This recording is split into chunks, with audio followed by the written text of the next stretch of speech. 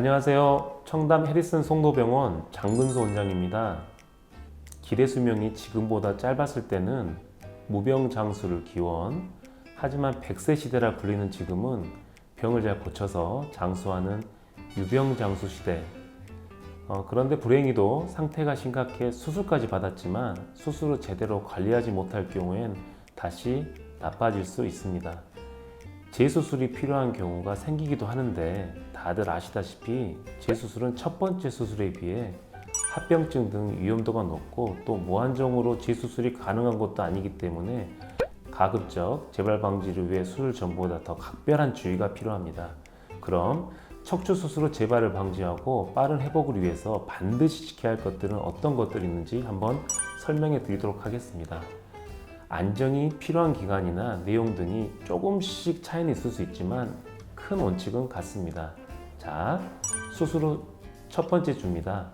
수술 상처는 병원에서 알려준 대로 2일마다 이렇게 소독을 하시고 상처가 이렇게 벌어지거나 부어오르면 반드시 병원을 찾아주셔야 됩니다.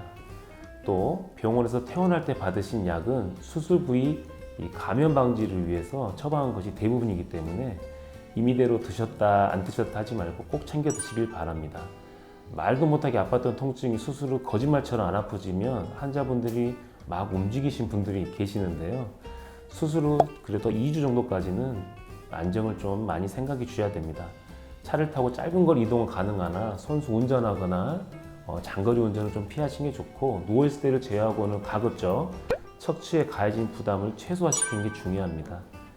식사나 화장실 이용 시간 외에는 20분 이상 이렇게 한 자세로 앉아 있는 것은 되도록 피해 주시고 허리를 굽히거나 이렇게 비트는 동작은 허리에 부담을 주기 때문에 피하는 게 좋습니다. 5kg 이상 무거운 물건 들 때는 허리에 많은 무리가 가해지기 때문에 수술 후 2주까지는 절대 삼가해 주시기를 부탁드리겠습니다. 자, 수술 후 두 번째 주입니다.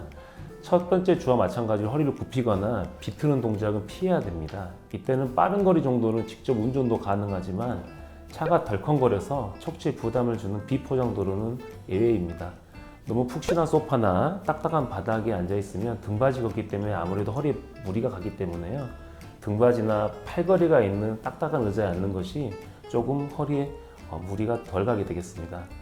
앉거나 서거나 혹은 걷는 활동은 점차 늘려가도 되지만 이래 앉는 시간은 30분을 넘지 않도록 하는 게 좋고요. 활동 시 허리나 다리 등에 통증이 생기는 경우 지체 없이 안정을 취해야 됩니다. 머리를 감을 때 바닥에 쪼그리가 앉는 자세는 고개를 숙이지 마시고 하는 게 좋습니다. 자, 수술 후 이제 3주에서 6주입니다. 회사원은 가벼운 사무실, 주부님은 간단한 살림, 학생은 공부가 가능하고요. 일상생활도 복귀할 수가 있습니다. 이때는 바른 생활 습관하는 게 무엇보다 중요할 수가 있습니다. 바른 자세로 서 있을 때 허리에 받는 압력이 100이라고 하면 꾸부정하면 150%, 바른 자세로 앉았을 때 200%지만 이게 이제 구부거나 비틀면 250%까지 이제 증가하기 때문에 주의가 필요합니다. 의자에 앉았을 때는 허리에 체중이 실리지 않도록 팔을 책상이나 의자 팔걸이에 지지하는 게 좋습니다. 그리고 운전이나 사무실, 공부 등 오래 앉아 있을 수밖에 없는 상황이라 하더라도 1시간 기준 쉬는 시간이라 생각하시고 10분 정도 일어나서 제자리 걸음하거나 이렇게 가벼운 스트레칭 하는 게 좋고 반복해서 허리를 굽히거나 돌리거나 물건 드는 일은 여전히 척추에 무리가 될 수 있으므로 가급적 삼가는 게 좋습니다. 보조기는 담당 주치 선생님이 착용을 중지하려 할 때까지는 계속 착용하는 게 좋습니다. 하루에 아침, 저녁 약 20에서 30분 정도 평지를 시작으로 점차 경사진고 걷기를 통해서 허리 근력을 키우는 게 좋습니다. 좀 예민하지만 성생활도 지금 단계에서 크게 문제되지는 않습니다. 수술 후 자 이제 6주 이후입니다. 이때부터는 본격적으로 허리 근육 강화 운동을 좀 하기 싫어도 숙제라 생각하시고 하셔야 됩니다.